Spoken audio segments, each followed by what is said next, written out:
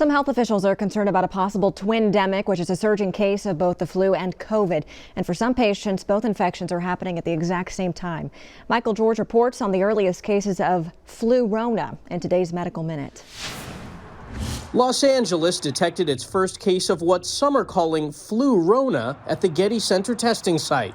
It's not a new virus. It means a patient is infected with both the flu and the coronavirus at the same time. Flurona is a compound word. It's the influenza, flu, and Rona, which is the ending for coronavirus. The patient was a teenage boy who tested positive for both viruses with mild symptoms.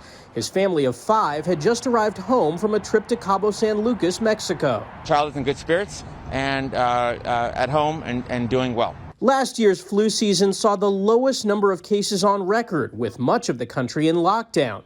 But this year is different. Influenza is indeed waking up. Dr. William Schaffner tells us the flu is back, just as the COVID Omicron variant is surging.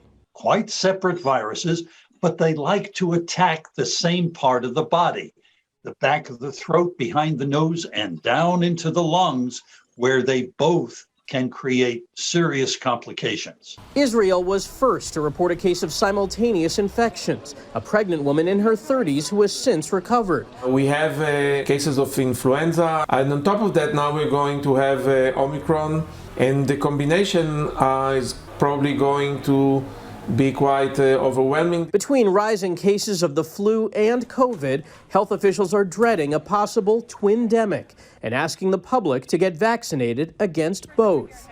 Michael George, CBS News, New York.